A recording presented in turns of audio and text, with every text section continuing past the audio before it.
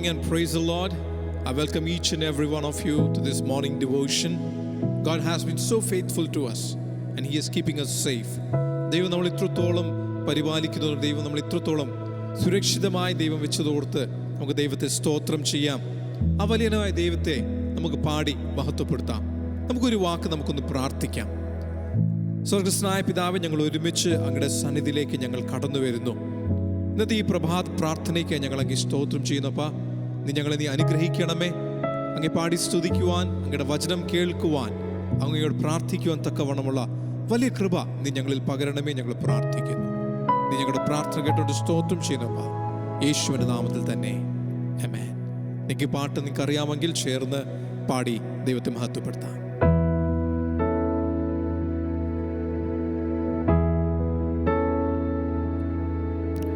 ഇത്രയും സ്നേഹിച്ചാൽ പോരാ,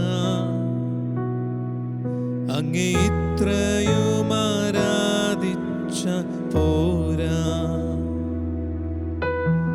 ഇത്രയും സ്നേഹിച്ചാൽ പോരാ, അങ്ങേ ഇത്രയും ആരാധിച്ചാൽ പോരാ. എനിക്കുള്ളതിനേക്കാൾ എൻ ജീവനേക്കാൾ അങ്ങേ സ്നേഹിപ്പാനാണെനിക്കാശ. എനിക്കുള്ളതിനേക്കാൾ എൻ ജീവനേക്കാൾ അങ്ങേ സ്നേഹിപ്പാനാണെനിക്കാശ. യേശുവേ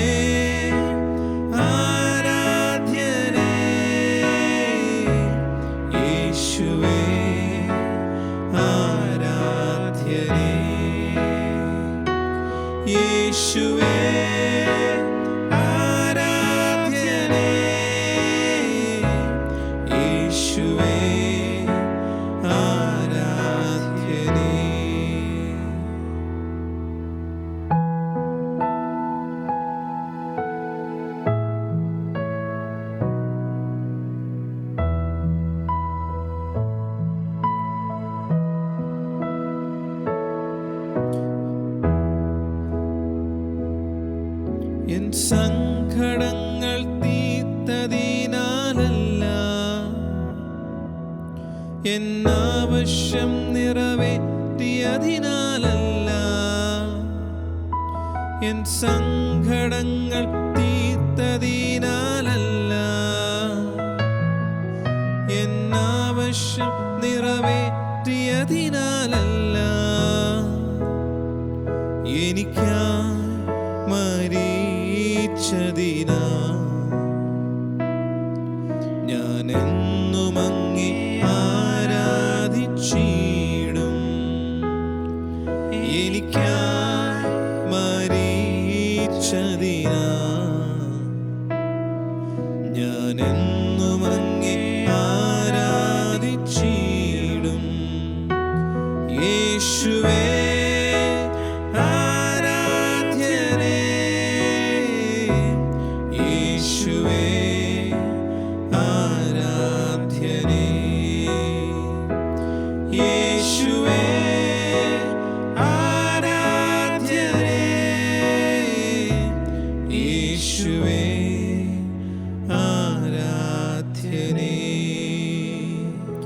യേശുവേ ആരാധ്യനേ,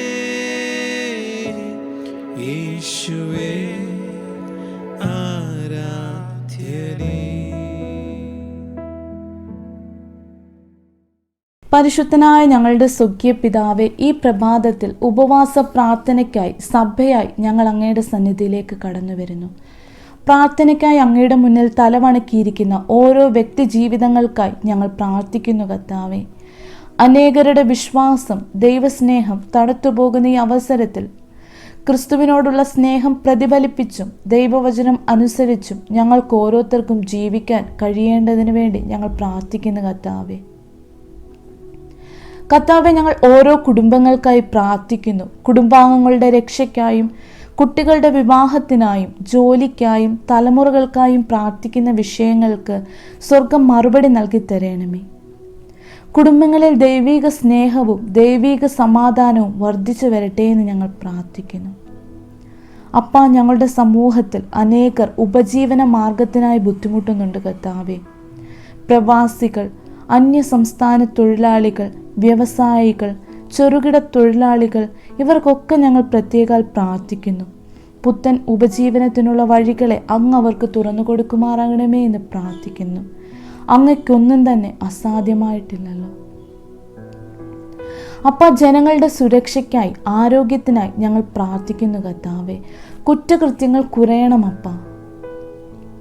സമീപ ദിനങ്ങളിൽ വർദ്ധിച്ചുകൊണ്ടിരിക്കുന്ന കോവിഡ് മഹാവ്യാധി സമൂഹ വ്യാപനത്തിൽ എത്തിപ്പെടാതിരിക്കേണ്ടതിന് ഞങ്ങൾ ഒറ്റക്കെട്ടായി സഭയായി പ്രാർത്ഥിക്കുന്നു കർത്താവേ. അപ്പ, ഭാരതത്തിൽ അനേകം ചെറുപ്പക്കാർ ലഹരി മരുന്നിന് അടിമകളായിട്ടുണ്ടല്ലോ. അവരുടെ വിടുതലിനായി ഞങ്ങൾ പ്രാർത്ഥിക്കുന്നു. മാത്രമല്ല കർത്താവേ, ഇന്ത്യയിൽ ജാതി വിവേചനം, ശിശുഹത്യ, മനുഷ്യക്കടത്ത്, ബാലവേല, വേശ്യാവൃത്തി, മതപരമായ പീഡനങ്ങൾ, ഇത്തരത്തിലുള്ള അനീതിയിൽ നിന്നും ദൈവം രാജ്യത്തെ വിടുവിക്കേണ്ടതിനു വേണ്ടി ഞങ്ങൾ പ്രാർത്ഥിക്കുന്നു. ഞങ്ങളുടെ സംസ്ഥാനങ്ങൾക്കായി ഞങ്ങൾ പ്രാർത്ഥിക്കുന്നു കർത്താവേ. ശക്തമായ മഴയാൽ ബാധിക്കപ്പെട്ടിരിക്കുന്ന ഗുജറാത്ത്, ആസാം സംസ്ഥാനങ്ങൾക്കായി ഞങ്ങൾ പ്രാർത്ഥിക്കുന്നു. അതുപോലെ തന്നെ മഹാരാഷ്ട്ര, രാജസ്ഥാൻ എന്നീ സംസ്ഥാനങ്ങൾക്ക് വേണ്ടി ഞങ്ങൾ പ്രാർത്ഥിക്കുന്ന കർത്താവേ. ജലദൗർലഭ്യമുള്ള ഈ മേഖലകളിൽ അങ്ങയുടെ സംരക്ഷണം ഉണ്ടായിരിക്കുമാറാകണമേ എന്ന് ഞങ്ങൾ പ്രാർത്ഥിക്കുന്നു കർത്താവേ. അപ്പ, ഇന്ത്യയുടെ മണ്ണിൽ സുവിശേഷം പകരുവാൻ പുത്തൻ വാതിലുകൾ തുറക്കപ്പെടേണ്ടതിനു വേണ്ടി ഞങ്ങൾ പ്രാർത്ഥിക്കുന്നു. സഭയിൽ ഉണർവ് ഉണ്ടാകേണ്ടതിനു വേണ്ടിയും ഞങ്ങൾ പ്രാർത്ഥിക്കുന്നു കർത്താവേ. രാജ്യത്തിൻ്റെ സമാധാനത്തിനും ഭരണാധികാരികൾക്കുമായി ഞങ്ങൾ പ്രാർത്ഥിക്കുന്നു കർത്താവേ. ഞങ്ങളുടെ രാജ്യം അനുഗ്രഹിക്കപ്പെടണമേ എന്ന് പ്രാർത്ഥിക്കുന്നു. അതെ, ഈ കാലവും കടന്നു പോകും. എന്നാൽ കർത്താവേ, ഈ കാലഘട്ടത്തിൻ്റെ കുത്തൊഴുക്കിൽ ഞങ്ങളുടെ വിശ്വാസവും ക്രിസ്തുവിനോടുള്ള ആദ്യ സ്നേഹവും തെല്ലും കോട്ടം കൂടാതെ സൂക്ഷിപ്പാൻ പ്രത്യേക കൃപ ഈ ദിവസങ്ങളിൽ ഞങ്ങളുടെ എല്ലാവരുടെയും ജീവിതത്തിൽ പകർന്നു തരുമാറാകണമേ എന്ന് പ്രാർത്ഥിക്കുന്നു. ഈ ദിവസങ്ങളിലൊക്കെ പ്രാർത്ഥനയിലും ഉപവാസത്തിലും പുത്തൻ കൃപകളും കൃപാവരങ്ങളും അങ്ങയുടെ കയ്യിൽ നിന്ന് നേടിയെടുക്കാൻ ഞങ്ങൾക്ക് ഓരോരുത്തർക്കും ഇടയാക്കണമേ. ഈ ശോധനകളൊക്കെ മറികടന്ന് ഞങ്ങളുടെ പ്രാണപ്രിയനിൽ നിന്ന് കിരീടങ്ങൾ പ്രാപിപ്പാൻ ഞങ്ങൾക്കും ഭാഗ്യം ലഭിക്കണമേ എന്ന് പ്രാർത്ഥിക്കുന്നു കർത്താവേ. അങ്ങ് ഞങ്ങളുടെ പ്രാർത്ഥന ശ്രദ്ധ വെച്ച് കേട്ടതിനായി സ്തോത്രം ചെയ്യുന്നു. സകലവും ഞങ്ങൾക്കും വേണ്ടി ക്രൂശന്മേൽ ജീവൻ വെച്ച യേശു ക്രിസ്തുവിന്റെ നാമത്തിൽ തന്നെ. ആമേൻ, ആമേൻ. Praise lord. എല്ലാവർക്കും കർത്താവായ യേശു ക്രിസ്തുവിന്റെ നാമത്തിൽ സ്നേഹവന്ദനം. ഇന്നത്തെ വചനദാനത്തിനായി ലൂക്കോസിൻ്റെ സുവിശേഷം 19-ാം അധ്യായം. അവിടെ പറഞ്ഞിരിക്കുന്നത് സക്കായിയെ പറ്റിയാണ്. സക്കായി ചുങ്കക്കാരിൽ പ്രമാണിയാണ്. സക്കായി ഒരു ധനവാനുമാണ്. സക്കായി യേശുവിനെ കാണാൻ ശ്രമിച്ചു. പക്ഷെ അവിടെ വളരെ പുരുഷാര നിമിത്തവും സക്കായിക്ക് പൊക്കം കുറവുള്ളത് കൊണ്ട് സാധിച്ചില്ല. പക്ഷേ സക്കായി പുറകോട്ടല്ല പോയത്. സക്കായി മുമ്പോട്ട് ഓടി ഒരു കാട്ടത്തിമരത്തിന്മേൽ കയറി യേശുവിനെ വ്യക്തമായി കണ്ടു.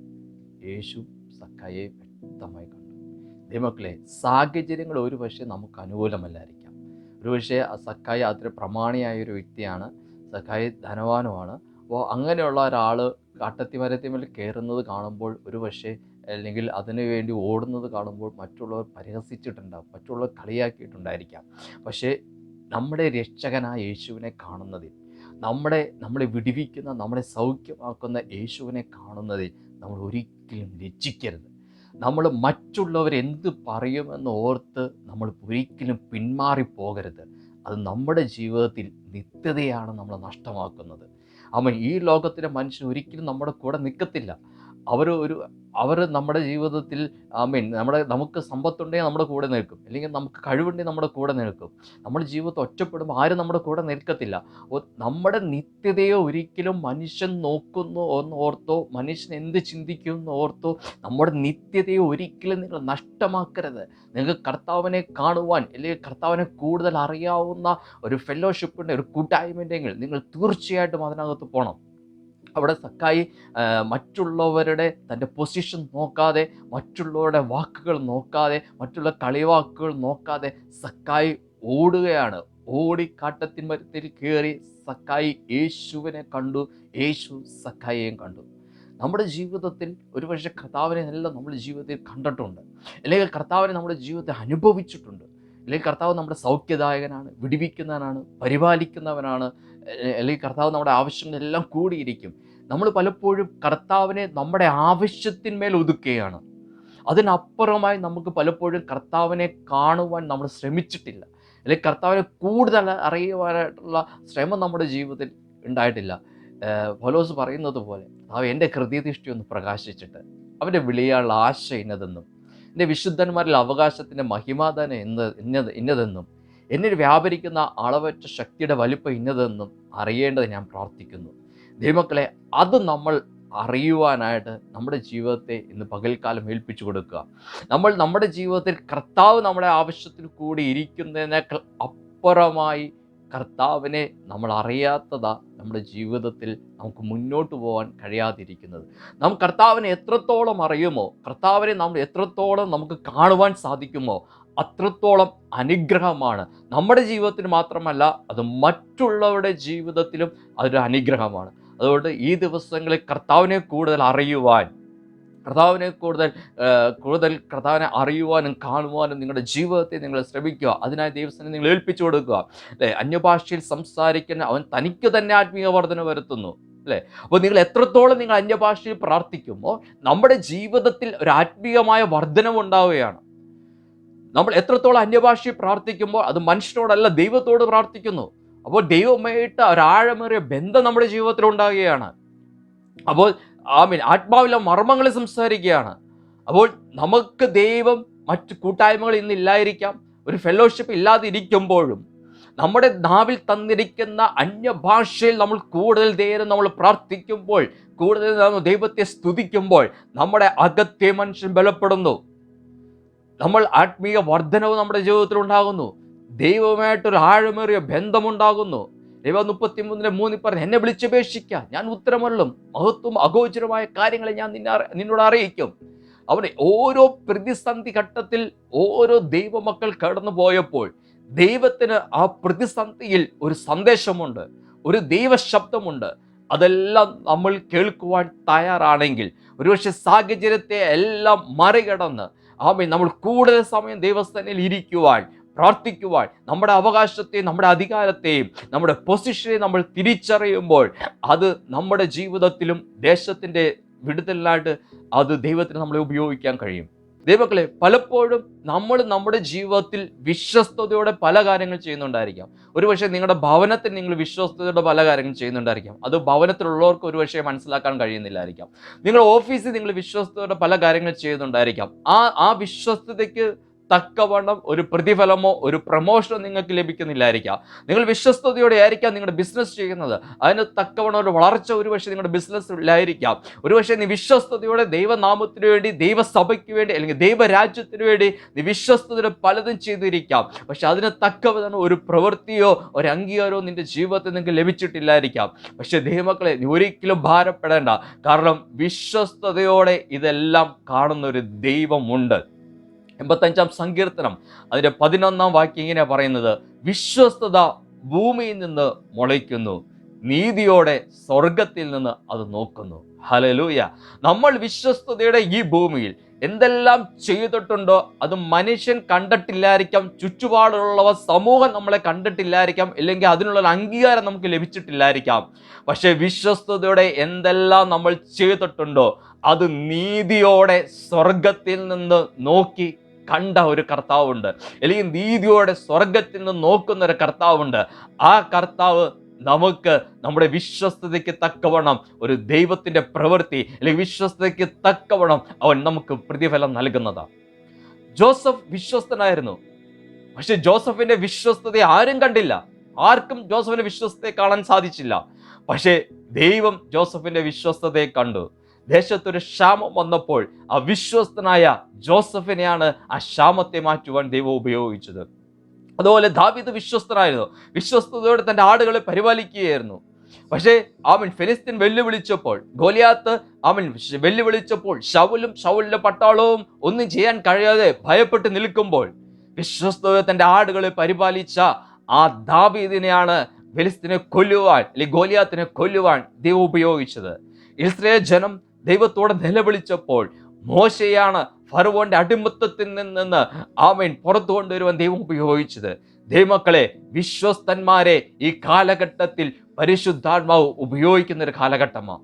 അല്ലെങ്കിൽ വിശ്വസ്തന്മാരെ ദൈവത്തിന്റെ കരങ്ങളിൽ എടുക്കുന്ന ഒരു കാലഘട്ടമാണ്. നീ വിശ്വസ്തയോടെ എന്തെല്ലാം ചെയ്തിട്ടുണ്ടോ അതിന് തക്ക ഒരു ദൈവ പ്രവൃത്തി നിങ്ങളുടെ വ്യക്തിപരമായ ജീവിതത്തിലും നിങ്ങളുടെ കുടുംബ ജീവിതത്തിലും നിങ്ങളായിരിക്കുന്ന സകല മേഖലകളിലും ആ വിശ്വസ്തതയ്ക്കുള്ള ഒരു പ്രതിഫലം സ്വർഗത്തിലെ ദൈവം നമുക്ക് തരും. ഒരുപക്ഷെ നിങ്ങൾ ചിന്തിക്കണ്ടേ, അയ്യോ ഞാൻ വിശ്വസ്തനല്ലായിരുന്നു.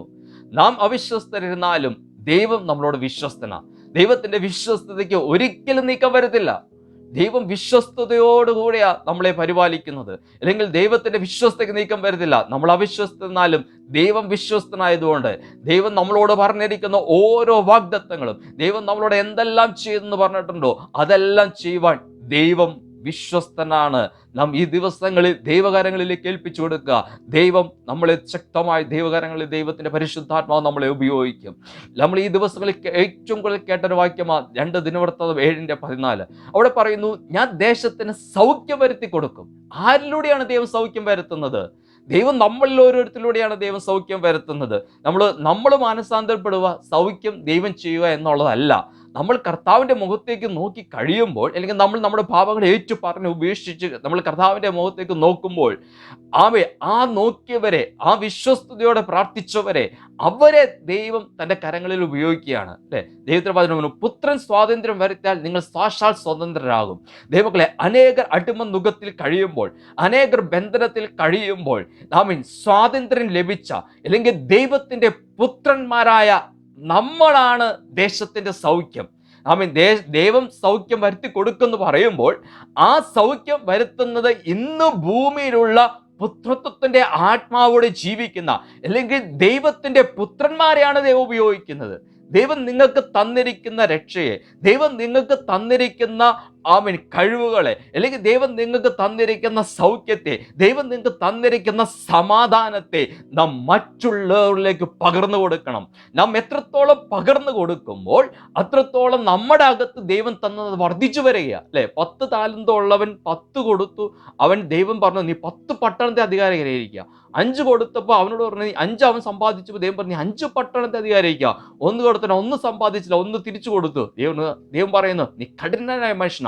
ദൈവമക്കളെ, കർത്താവിൽ നിന്ന് നമ്മൾ എന്തെങ്കിലും പ്രാപിച്ചിട്ടുണ്ടെങ്കിൽ അത് വിശ്വസ്തയോടെ മറ്റുള്ളവർക്ക് നീ ഭരമേൽപ്പിക്കുക, അല്ലെങ്കിൽ മറ്റുള്ളവർക്ക് നീ പകർന്നു കൊടുക്കുക. നീ എത്രത്തോളം നിന്റെ ജീവിതത്തിൽ നീ കർത്താവിൽ നിന്ന് പ്രാപിച്ചത് നീ പകർന്നു കൊടുക്കുമ്പോൾ, നീ അത് മറ്റുള്ളവർക്ക് കൊടുക്കുമ്പോൾ നമ്മുടെ അകത്തുള്ളത് ദൈവം വർദ്ധിപ്പിച്ചു തരിക. പലരും പറയാറുണ്ട്, ആദ്യകാലത്തുള്ള ആ ആത്മീയ സന്തോഷം എനിക്കില്ല, ആത്മീയ കാലത്തുള്ള ഉണർവ് എന്ന് എനിക്കില്ല. അത് ഒരിക്കലും പിശാച് മോഷ്ടിച്ചുകൊണ്ട് പോയതല്ല, നമ്മൾ പകർന്നു കൊടുക്കാത്തത് കൊണ്ട്, അത് നമ്മളിൽ തന്നെ ഇരിക്കുന്നത് കൊണ്ടാണ്. ഹല്ലേലൂയ. ഈ ദിവസങ്ങളിൽ അത് പകർന്നു കൊടുക്കുവാൻ, അത് മറ്റുള്ളവർക്ക് കൊടുക്കുവാൻ നിങ്ങളുടെ ജീവിതം നിങ്ങളെ തന്നെ സമർപ്പിച്ചു കൊടുക്കുക. നിങ്ങളുടെ ജീവിതത്തെ നിങ്ങൾ സമർപ്പിച്ചു കൊടുക്കുക. ഈ സമയം ദൈവത്തിന്റെ പരിശുദ്ധാത്മാവ് ദൈവത്തിന്റെ പുത്രന്മാരെ തന്റെ പുത്രത്തിന്റെ ആത്മാവിൽ എഴുന്നേൽപ്പിച്ച് ദേശത്തിന്റെ സൗഖ്യത്തിനായി ദൈവം ഉപയോഗിക്കുകയാണ്. ഏതൊരു കാലഘട്ടത്തിലും ദേശം ഒന്നും ചെയ്യുവാൻ കഴിയാതെ, രാജാക്കൾ അല്ലെങ്കിൽ ദേശത്തുള്ള ഭരണാധികാരികൾ ഒന്നും ചെയ്യുവാൻ കഴിയാതെ പ്രശ്നത്തിന് പരിഹാരമായി ദൈവം ഉപയോഗിച്ചത് ദൈവത്തിന്റെ സന്നിധിയിൽ വിശ്വസ്തയോടുകൂടെ കാത്തു നിന്ന ഓരോ വ്യക്തികൾ. നിങ്ങൾ ബൈബിൾ എടുത്ത് വായിച്ച് അത് പഠിച്ചു കഴിഞ്ഞാൽ നമുക്കറിയാം, ദേശത്തിന്റെ പ്രശ്നത്തിന് പരിഹാരം നമ്മൾ ഓരോരുത്തരും. ദൈവസഭയാണ് ദേശത്തിന്റെ പ്രശ്നത്തിന് പരിഹാരം. പല അധികാരികൾക്ക് ഉന്നതമായ കാര്യങ്ങൾ അറിയിച്ചു കൊടുക്കുവാൻ, അവരെ ഉപദേശിക്കുവാൻ അത് മറ്റുള്ളവർക്ക് കഴിയത്തില്ല. കാരണം സകലവും ആത്മാവിൽ വെളിപ്പെടുത്തി തരുന്നത് ദൈവത്തിന്റെ മക്കളെയാണ് ദേശത്തിന്റെ വിടുതലായി ദൈവം ഉപയോഗിക്കുന്നത്. അത് ചെറിയ രീതിയിലായിരിക്കാം, വലിയ രീതിയിലായിരിക്കാം. പക്ഷേ ഈ കാലഘട്ടത്തിൽ ദൈവത്തിന്റെ പരിശുദ്ധാത്മാവിന് വേണ്ടി നിന്റെ ജീവിതത്തെ സമർപ്പിക്കുമ്പോൾ, പരിശുദ്ധാത്മാവ് നിന്റെ ഉള്ളിൽ നിന്ന് ഒഴുകുവാൻ നിന്റെ ജീവിതത്തിന് ഏൽപ്പിച്ചു കൊടുക്കുമ്പോൾ ദൈവത്തിന് നിങ്ങൾ ഓരോരുത്തരെയും ഉപയോഗിക്കാൻ കഴിയും. ഹല്ലേലൂയ. ഈ കാലഘട്ടത്തിൽ ദൈവം ശക്തമായി നിങ്ങൾ ഓരോരുത്തരെയും ഉപയോഗിക്കട്ടെ എന്ന് ഞാൻ ആത്മാവിൽ പ്രാർത്ഥിക്കുന്നു. അതിനാൽ ദൈവം നമ്മളെ ഓരോരുത്തരെയും സഹായിക്കും. കർത്താവേ, ഇന്ന് വചനം കേൾക്കുന്ന ഓരോ വ്യക്തികളെ ഞാൻ ഏൽപ്പിച്ച് പ്രാർത്ഥിക്കുന്നു. ദൈവകരങ്ങളിലേക്ക് ഏൽപ്പിക്കുന്ന കർത്താവേ, ഇന്ന് മുതൽ ഇവരുടെ ആത്മീയ ജീവിതത്തിൻ്റെ നിലവാരം മാറട്ടെ. ഇന്ന് മുതൽ ദൈവത്തിൻ്റെ പരിശുദ്ധാത്മാവ് ഇവരെ ഉപയോഗിക്കണമെന്ന് ഞാൻ പ്രാർത്ഥിക്കുന്നു. കർത്താവേ, ഓരോരുത്തരെയും അനുഗ്രഹിച്ചു പ്രാർത്ഥിക്കുന്നു, ദൈവകരങ്ങളിലേക്ക് സമർപ്പിക്കുന്നു. യേശുവിൻ്റെ നാമത്തിൽ തന്നെ ആമേൻ. God bless. Praise the lord. ഒരിക്കൽ കൂടി ദൈവനാമം മഹത്വപ്പെടുമാറാകട്ടെ. ഇന്നത്തെ വചന ശുശ്രൂഷ നിങ്ങൾക്ക് വളരെ അനുഗ്രഹമായിരുന്നു ഞാൻ പൂർണ്ണമായും വിശ്വസിക്കുന്നു. ദൈവത്തിൻ്റെ ആത്മാവ് നിങ്ങളോട് സംസാരിച്ചു എന്ന് എനിക്ക് നല്ലതുപോലെ അറിയാം. നമുക്ക് ആ വലിയവനായ ദൈവത്തെ മഹത്വപ്പെടുത്താം. ഒരിക്കൽ കൂടി ഒരു പാട്ട് പാടി നമുക്ക് ദൈവത്തെ സ്തോത്രം ചെയ്യാം. പ്രാണപ്രിയ യേശുനാഥ.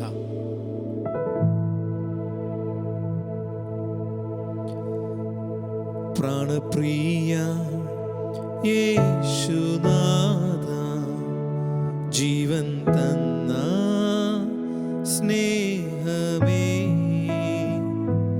നഷ്ടമായി പോയ എന്നെ ഇഷ്ടനാക്കി തീർത്തനാഥ. പ്രാണപ്രിയ യേശുനാഥ, ജീവൻ തന്ന സ്നേഹമേ, നഷ്ടമായി പോയ എന്നെ ഇഷ്ടനാക്കി തീർത്തനാഥ.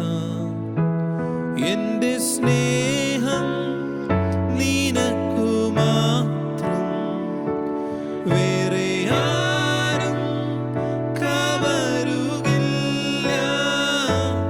എന്റേതെല്ലാം നിനക്കു മാത്രം, എന്നെ മുറ്റും തരുന്നിതാ. എൻ്റെ സ്നേഹം നിനക്കു മാത്രം, വേറെ ആരും കവരുകില്ല. എന്റേതെല്ലാം നിനക്കു മാത്രം, എന്നെ മുറ്റും തരുന്നിതാ. എന്നെ മുറ്റും തരുന്നിതാ. കർത്താവേ, ഞങ്ങൾ ഒരുമിച്ച് ഒരിക്കൽ കൂടി അങ്ങയുടെ സന്നിധിയിലേക്ക് ഞങ്ങൾ കടന്നു വരുന്നു. അപ്പ, ഈ പകൽ സമയത്തിനായി ഞങ്ങൾ അങ്ങേ സ്തോത്രം ചെയ്യുന്നു. നീ ഞങ്ങളോട് കർത്താവേ വചനത്തിൽ സംസാരിച്ചതിനായി ഞങ്ങൾ നന്ദി പറയുന്നു പിതാവേ.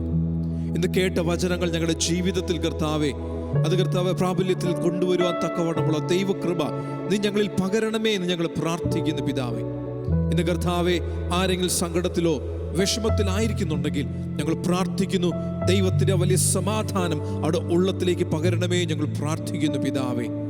എല്ലാ നന്മകൾ കൊണ്ട് കർത്താവേ നീ നിറയ്ക്കണമേ ഞങ്ങൾ പ്രാർത്ഥിക്കുന്നു. കർത്താവെ, ഒരിക്കൽ കൂടി ഈ ദിവസത്തെ ഞങ്ങളുടെ കരങ്ങളിൽ ഏൽപ്പിച്ച് പ്രാർത്ഥിക്കുന്നു. ഇത് യഹോവ ഉണ്ടാക്കിയ ദിവസം.